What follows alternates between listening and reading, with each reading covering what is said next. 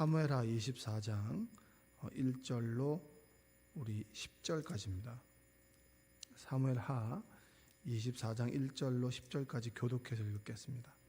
여호와께서 다시 이스라엘을 향하여 진노하사 그들을 치시려고 다윗을 격동시키사 가서 이스라엘과 유다의 인구를 조사하라 하신지라.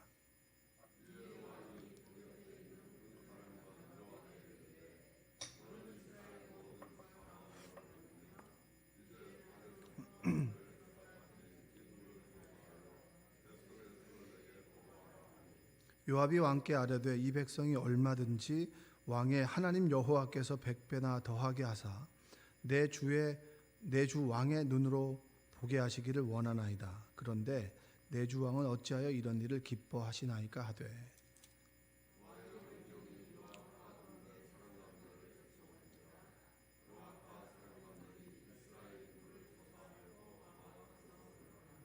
요단을 건너 갓 골짜기 가운데 성읍 아로엘 오른쪽 곧 아셀 맞은 쪽에 이르러 장막을 치고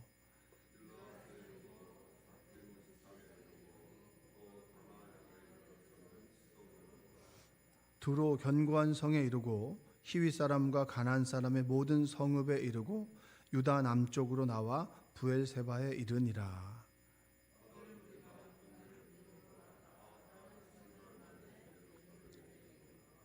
요압이 백성의 수를 왕께 보고하니 곧 이스라엘에서 칼을 빼는 담대한 자가 80만 명이요 유다 사람이 50만 명이었더라.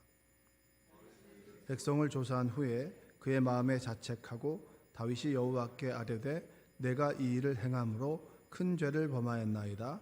여호와여 이제 간구하옵나니 종의 죄를 사하여 주옵소서.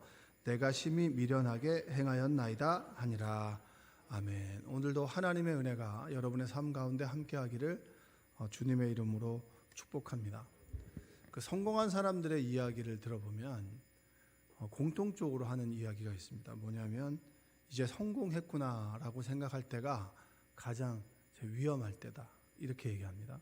불이 하나가 꺼진 것 같은데 불을 좀 더 켜주시면 좋을 것 같습니다. 성공했다라고 생각할 때가 가장 위험하다 이런 얘기죠. 그러니까 성공 안에는 패망의 인자가 있다. 뭐 이런 얘기도 합니다. 경영학 책이나 보면 리더십 책들에 보면 이제 이 정도면 됐지. 이 정도면 괜찮아. 이 정도면 다 이루었어라고 하는 그때가 가장 위험한 때라고 얘기하는 거예요. 그러니까 부족하고 뭔가 이루어야 될 때는 긴장하죠. 그렇죠? 긴장하고 사람들에게 조언을 구하기도 하고 사람들의 그 사소한 이야기도 새겨 듣지만 내가 뭔가를 다 이루었다. 이 정도면 됐지라고 할 때는 이제 더 이상 들을 필요가 없고 그리고 이 정도는 뭐 괜찮지라고 안주하게 되는 그 순간부터 서서히 실패하게 된다. 이런 얘기예요. 그 얘기는 뭐 최대 사모펀드 스티븐 스워츠만 블랙스톤 회장이라는 사람이 한 얘기인데 뭐 이 사람만이 아니라 늘 성공했다라고 생각하고 다 이루었다라고 생각할 때 그때 넘어지는 거죠. 끝까지 긴장을 늦추지 마라. 뭐 이런 얘기들도 많이 합니다. 근데 뭐 이 얘기는 뭐 경영을 잘하는 사람들만이 하는 이야기가 아닙니다. 바울은 우리가 늘 잘 아는 말씀에서 이런 얘기를 하죠. 고린도전서 10장 12절에 보면 선줄로 생각한 자는 넘어질까 조심하라. 여러분 다 알고 계신 말씀이죠. 한번 따라서 해볼까요? 선줄로 생각하는 자는 넘어질까 조심하라. 내가 이 정도면 되겠지. 뭐 이만하면 돼 라고 할 때가 넘어지는 때라는 거예요. 신앙생활은 여러분 진보 아니면 후퇴지 머무르는 게 홀드가 없습니다. 뭐 킵해 놓는다 이런 얘기가 없어요. 그러니까 우리가 끊임없이 하나님께 나아가지 않는다. 그럼 우리는 하나님과 멀어지는 것이지 중간 그 선을 유지한다 라고 하는 건 우리의 착각이지 절대 진보 아니면 후퇴지 홀드는 없습니다. 그러니까 여러분들이 지금 이 자리에 나왔다라고 하는 것은 뭡니까? 무엇이든지 간에 좀 하나님께 나아가려고 하나님께 더 가까워지려고 하는 그런 바람이 있기 때문에 이곳에 오신 것이죠. 아멘. 우리가 하루라도 기도하던 사람들은 하루라도 기도하지 않으면 뭔가 허전하죠. 그 느끼시죠? 아멘을 해 주셔야 됩니다. 이럴 때는. 그 전에 어떻든지 간에 그냥 아멘 하는 거예요. 근데 늘 기도 안 하던 사람들은 뭐 하루 안 한 거하고 뭐 이틀 안 한 거하고 상관이 없어요. 왜냐 늘 무뎌져 있기 때문에. 그러나 기도의 눌림이라고 하는 게 있죠. 기도해야 되는데 라고 하는 마음은 누가 주신 건가요? 스스로 가진 마음인가요? 우리는 스스로 그런 좋은 생각을 가질 사람들이 아니에요. 하나님께서 우리에게 주신 마음이에요. 기도해야 되는데, 우리 저 집사님을 놓고 기도해야 되는데, 그 권사님을 뒤통수를 보면서 그 권사님을 놓고 기도해야 되는데, 그러니까 저도 그냥 뒤통수만 보고 늘 수시로 기도하는 제목들이 있습니다. 나를 위한 기도 제목이 아니죠. 중요한 부분이기 때문에. 그러니까 하나님께서 주신 마음이죠. 하나님께서 그 문제를 해결해 주시면 되는데 왜 기도하게 하실까? 그것은 좀 더 가까워지기 위해서인 거예요. 가까워지기 위해서. 선줄로 생각하는 자는 넘어질까 조심하라. 자신의 성공 앞에서 자신을 드러내고자 하는 그 욕망을 우리는 늘 가지고 있습니다.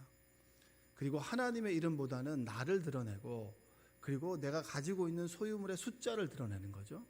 소유물의 숫자를 드러낸다라고 하는 것은 그게 곧 나인 것처럼, 내가 가지고 있는 소유가 나를 드러내주는 것처럼, 나이가 가지고 있는 직함이 나를 드러내주는 것처럼, 그리고 내가 가지고 있는, 여러분 남자들은 주로 남자는 차, 여자는 집 얘기하잖아요. 그렇죠? 그러니까 왜 차를 자꾸 바꾸려고 하는 건가요? 차는 가장 드러나는 거거든요. 그 사람의 사회적 지위와 성공의 척도처럼 사람들에게 보여지기 때문에 좋은 차, 큰 차, 그리고 비싼 차를 자꾸 드러내는 거죠. 나를 드러내고자 하는 욕망이 우리에게는 있다라고 하는 겁니다. 자, 사무엘하 24장이에요. 마지막 장. 마지막 장이면 마지막 장을 정리할 때 사무엘하는 거의 다윗의 동무대란 말이에요. 마지막 장을 정리하면서 다윗에 대해서 무슨 이야기를 하길 원할까요? 그래도 끝이니까 유종의 미를 거둔다는 의미에서는 가장 좋은 모습을 이야기해야 되는 거 아니겠습니까? 근데 24장에서는 다윗이 두드러 맞는 얘기를 하는 거예요. 그 얘기는 뭘까요? 당신이 생각하는 위대한 왕, 그리고 믿음의 표본, 그리고 하나님 마음에 합한 자, 그도 늘 넘어진다는 거예요. 다윗이 넘어지면 우리는 넘어질까요? 안 넘어질까요? 다윗이 넘어진다는 얘기는 나도 늘 넘어질 수 있다는 거예요. 그리고 내가 넘어진다는 얘기는 내 옆에 있는 똘똘하다고 생각하는, 똑똑하다고 많이 배운 사람, 그 사람도 넘어질 수 있다는 거예요. 한번 고백해 봅시다. 넘어질 수 있습니다. 왜 넌 또 똑같은 실수를 반복해? 그러니까 우리는 인간이에요. 똑같은 실수를 반복하기 때문에 하나님께 기도하는 거고요. 그리고 똑같은 실수를 늘 반복하기 때문에 연약한 인간이라는 겁니다. 자, 한번 읽어볼까요? 1절 한번 읽어볼까요? 1절 한번 읽어보겠습니다. 여호와께서 다시 이스라엘을 향하여 진노하사 그들을 치시려고 다윗을 격동시키사 가서 이스라엘과 유다의 인구를 조사하라 하신지라. 자, 다윗은 크게 한번 넘어진 여러 가지 크고 작은 일들은 기록하지 않았겠지만 우리아의 아내를 취해서 한번 넘어진 적이 있잖아요. 그렇죠?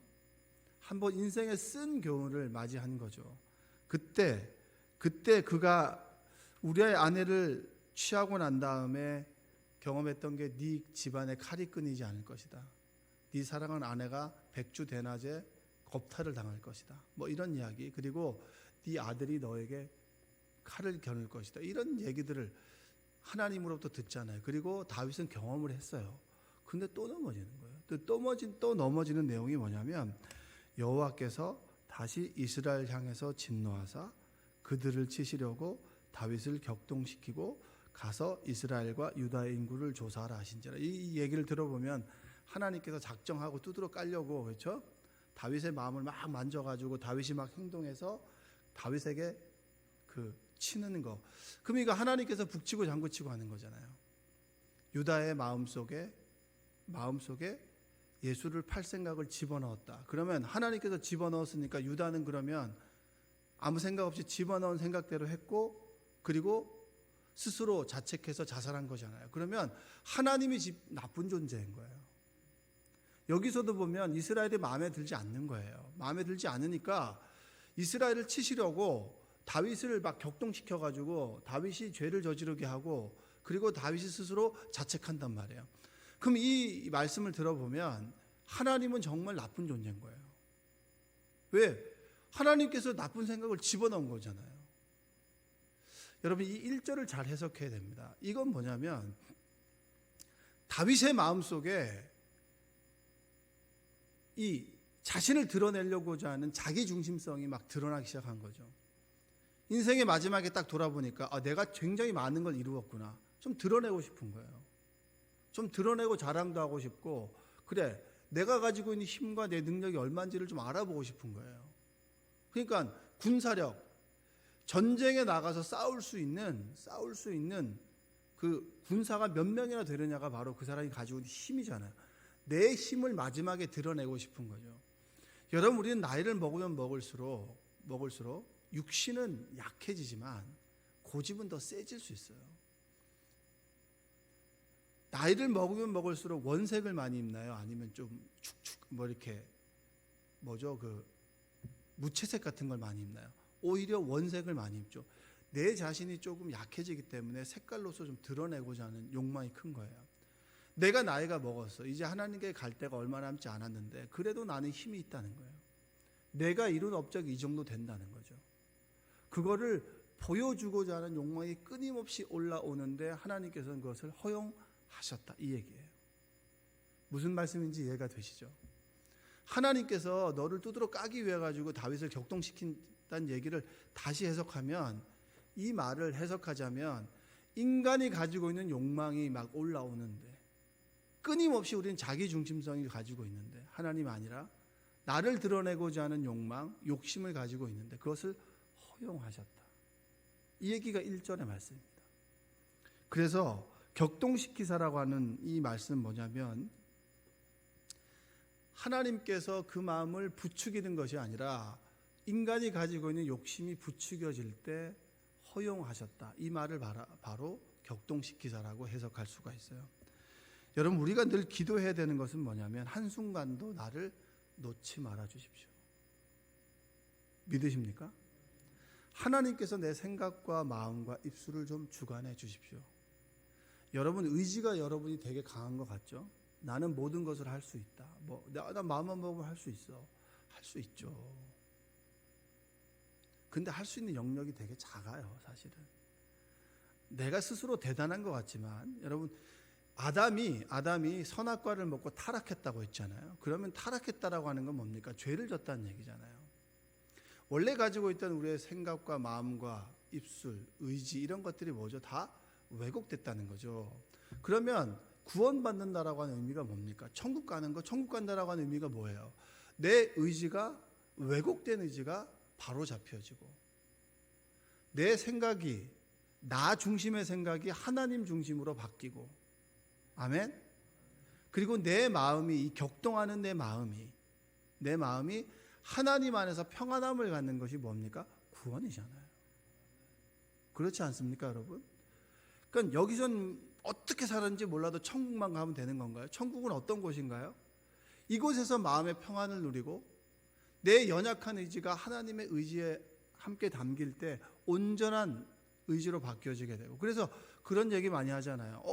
담배를 그렇게 폈는데, 그렇게 끊으려고 했는데 어느 순간에 담배 냄새조차 맡기 싫어졌다. 그런 이야기 들어본 적 있으세요? 술만 먹으면 역한 그 냄새 때문에 도저히 술을 못 먹겠다. 여러분에게도 그런 일이 있을지어다. 한잔 하는 건 괜찮아. 그게 뭐가 죄가 되겠어. 여러분, 한잔 한다고 천국 못 가겠어요? 그렇죠? 근데 왜 한 잔이 무섭냐면, 한 잔이 두 잔 되잖아요. 우리의 의지가 약하기 때문에. 그래서 저는 커피를 이용규 목사님 그냥 커피숍 가면 제가 이렇게 밀크티 이런 거 먹으면 차라리 커피를 마셔 이러거든요. 근데 저는 하루에 한 잔 먹는 사람이 아니에요. 한 잔 먹고 두 잔 먹고 세 잔 먹는 사람이기 때문에 저는 과감하게 끊은 거예요. 제 의지가 그렇게 대단하지 않기 때문에. 저는 그걸 알거든요. 근데 하나님께서 함께 해주신다면 불완전한 의지가 온전하게 되겠죠. 그게 구원이잖아요. 자, 늘 우리가 기도해야 되는 것은 하나님께서 내 마음을 지켜주십시오. 왜? 내 마음을 스스로 지킬 수 없기 때문에.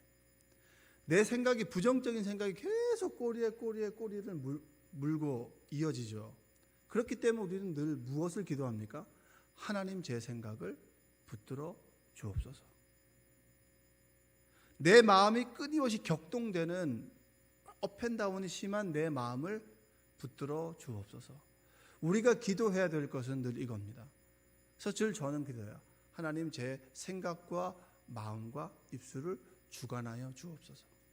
여러분, 우리가 생각은 이렇게 해서 부정적인 말들이 툭툭 튀어나올 때가 얼마나 많이 있습니까? 하나님, 제 입술을 주관하여 주옵소서. 한번 고백해 볼까요? 주님, 제 입술을 주관하여 주옵소서. 그럼 여러분, 인구를 조사한다라고 하는 것이 뭐 그렇게 큰 죄입니까? 그렇죠? 숫자를 좀 세는 건데, 숫자를 세는 것이 무엇이 큰 죄길래 24장에 이렇게 얘기하고, 그리고 그것으로 인해서 하나님께서는 큰 재앙을 내리잖아요. 그렇죠? 그게 뭐가 잘못됐을까? 한번 가만히 생각해 보세요. 아까 제가 그 서두에도 말씀을 드렸습니다. 제가 장례식에 갔었는데 교회 얘기가 나왔습니다. 교회 얘기가 나왔는데 어느 이제 은퇴한 원로 권사님 여자분과 이렇게 막 얘기를 하다가 교회 규모에 대한 얘기가 나왔어요. 그래서 그 교회가 크냐 우리 교회가 크냐, 그래서 그런 얘기가 나왔는데 제가 대뜸 뭐라고 했는지 아세요? 그 결산이 얼마예요? 이렇게 물어본 거예요. 그러니까 옆에 있는 우리 처형하고 제 아내가 깜짝 놀라는 거예요. 아니, 권사님하고 얘기하면서 결산을 왜 물어봐? 그러니까 제가 교회 규모는 결산의 규모라고 딱 생각하고 있는 거예요. 언뜻. 우리는 여러분, 그 사람이 가지고 있는 교회 숫자 몇 명 출석합니까? 이거 물어보잖아요. 그렇죠? 근데 은혜 받은 사람이 몇 명이에요? 이거 절대 안 물어봐요. 삶이 변한 사람은 있어? 그리고 그 교회는 정말 말씀이 좋아? 이런 건 뒷전이고 몇 명이나 모여? 이걸 먼저 물어본다는 거예요. 우리는 뭐냐면 늘 규모를 생각하는 거죠. 교회하면 숫자, 숫자는 힘, 그리고 큰 교회, 이렇게 생각하는 거예요. 우리는 늘 그 숫자라고 하는 것에 갇혀 있죠. 몇 명이 죽었다, 100명이 죽었습니다. 숫자로 얘기합니다. 크네? 근데 여러분, 그것보다 더 큰 건 뭐냐면 한 사람이 내 앞에서 죽는 현장이 더 큰 거예요. 근데 이게 기호학이라고 해요. 기호학. 숫자 안에 그 사람의 감정, 슬픔, 모든 것이 갇혀져 있고, 숫자가 그 사람의 힘을 드러내는, 그 숫자 안에는 자기 중심성이 있는 거예요. 나를 드러내고자 하는 명예욕도 있고, 그것을 인생의 말년에 그거 아니라는 거야. 하나님 보시기에 다윗 그거 아니야. 근데 이것과 무엇을 비교해 봐야 되냐면 사무엘상 17장 45절에 보면 골리앗 앞에서 다윗이 했던 고백이 있습니다. 제가 읽어볼게요. 다윗이 블레셋 사람들에게 이르되 너는 칼과 창과 단창으로 내게 나아오거니와 나는 만군의 여호와의 이름 곧 내가 모욕하는 이스라엘 군대의 하나님의 이름으로 내게 나아가노라. 무슨 말씀인지 아시죠? 숫자가 아니었다는 거예요. 너는 이제까지 평생을 살아오면서 나는 혼자였고 너는 몇 명이지 내 혼자가 너를 이길 수 있다라고 얘기한 적이 한 번도 없는 거예요. 뭐라고 얘기했냐면 하나님의 이름을 얘기한 거예요. 그 얘기는 그들과 나는 늘 질 수밖에 없지만 하나님께서 함께 하시면 그분의 이름으로 내가 용기를 얻고 나아간다. 그 삶의 중심이 나 중심이 아니라 하나님 중심이어서 나 중심으로 바뀐 거예요. 인생의 말년에 육신이 좀 더 후퇴하고 그리고 육신이 좀 더 힘이 빠지는 그 순간에 우리가 누구를 붙잡아야 되냐면 하나님을 붙잡아야 되는데 다윗은 역행해서 뭐죠? 자신을 붙잡은 거예요. 자신의 힘을 붙잡고 이루는 업적과 소유를 붙잡아서 그 안에 갇혀버린 거예요. 그러니까 하나님은 그거를 경계한 거예요.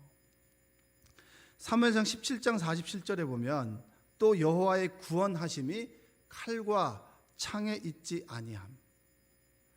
네 군사력의 숫자에 있지 아니하다라고 하는 걸 네 스스로 고백했지 너 바뀌었어, 이 얘기예요. 이 무리에게 알게 하리라. 전쟁은 여호와께 속한 것인즉 그가 너희를 우리 손에 넘기시리라. 아멘. 뭔지 알겠죠? 인구 조사 좀 했다고, 숫자 좀 조사했다고 하나님께서 그렇게 사람들을 징계하고 죽여? 7만 명이 죽는단 말이에요. 7만 명이. 아니 그게 그렇게 나쁜 행동이야? 그게 그렇게 하나님께서 경노할 일이야? 라고 우리는 생각할 수 있지만 드러난 것이 그거라면 그의 마음속에 하나님은 없었던 거예요. 우린 자꾸 드러난 사소한 행위를 보지만 그의 마음속은 하나님을 떠났다는 거예요. 떠났을 때 나타난 현상이 뭔지 아십니까? 옳은 말, 그리고 하나님의 말씀을 듣질 않아요. 요압이 그래도 바른 말을 했습니다. 3절 한번 볼까요? 3절. 요압이 왕께 아뢰되 이 백성이 얼마든지 왕의 하나님 여호와께서 100배나 더하게 하사 내 주 왕의 눈으로 보게 하시기를 원하나이다. 그런데 내 주 왕은 어찌하여 이런 일을 기뻐하시나이까 하되. 그러니까 이 얘기는 요압이 했던 얘기 해석하면 이런 겁니다. 하나님께서 해주셨잖아요. 이제까지 그런 적 한 번 없잖아요. 전쟁에 나갈 때 우리 군사력이 얼마고 쟤네들 얼마니까 한번 됐다, 승산했다, 그 계산하지 않았잖아요. 하나님께서 주신 말씀대로 했잖아요. 근데 왜 당신은 지금 이런 일을 하십니까? 라고 요압의 말을 듣질 않는 거예요. 여러분 보면 꼭 실수하는 사람들 대부분은 사람들의 말을 듣질 않아요. 자기가 딱 결론을 내리면 듣고 싶은 말만 듣는 거예요. 여러분 듣고 싶은 말만 들어서 후회해 본 적이 있으세요? 없으세요? 저는 후회해 본 적이 있어요. 뼈저린 후회를 해본 적이 있어요. 눈물로 시간을 보낸 적이 있습니다. 난 잘할 수 있겠지. 내 자아가 막 팽창하는 거예요. 하나님이 아니라 내 자아가 팽창하게 되니까 사람들의 이야기가 들려지지 않아요. 필요한 것만 듣는 거죠. 여러분의 귀가 하나님의 음성과 그리고 주변 사람들의 그 말에 귀를 기울이게 되기를 주님의 이름으로 축복합니다. 50이 넘으면 이순이라고 하잖아요. 이순. 귀가 부드러워진다고 하죠. 사람들의 이야기를 잘 듣는다는 얘기예요. 우리가 하나님의 음성을 듣지도 않을 뿐더러 사람들의 말에 닿는 그 순간에 우리는 점점 더 하나님으로부터 멀어지게 되는 겁니다. 다윗이 뉘우치죠. 10절 한번 볼까요? 10절.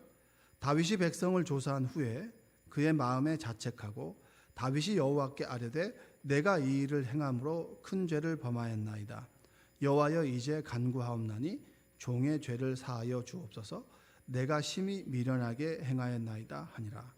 다윗의 큰 장점은 뭡니까? 자기 중심성이 있지만 또한 하나님을 떠났지만 다시 돌아올 수 있는 회복 탄력성이 그러니까 죄에 대한 감수성이 민감한 거예요. 우리아의 아내를 취했을 때는 갓 선지자가 그를 찔렀죠. 찔렀습니다. 양을 많이 가지고 있는 집이 있고 한 마리 있는 양인데 그 한 마리는 가족이야. 손님이 왔을 때 네 것을 내버려 두고 한 마리 있는 양을 취해서 죽여서 대접했어.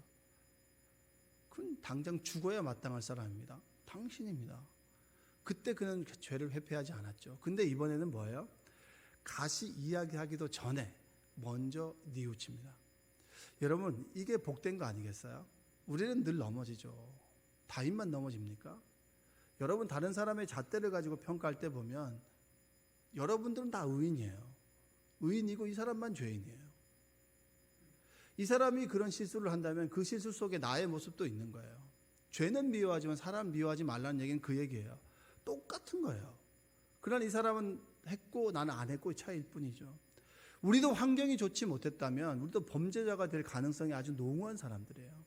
그러나 하나님께서 좋은 환경을 주셔서 우리에게 또 어려운 환경을 일어설 수 있는 의지를 주셔서 우리가 여기 있는 것이지 그들과 우리는 별반 다른 게 없어요. 그를 정죄할 때 나는 괜찮은 사람인데 너는 나쁜 사람이야가 아니라 똑같이 넘어질 수 있는 사람인데 나는 그렇지 않다. 이렇게 생각하셔야 돼요. 다윗도 마찬가지입니다. 다윗도 넘어질 수 있죠. 근데 그가 우리와 다른 점은 뭐냐면 빨리 회복한다는 거예요. 뉘우치고 돌아온다는 거죠. 둘째 아들이 나갔다가 며칠 만에 돌아온지 아세요?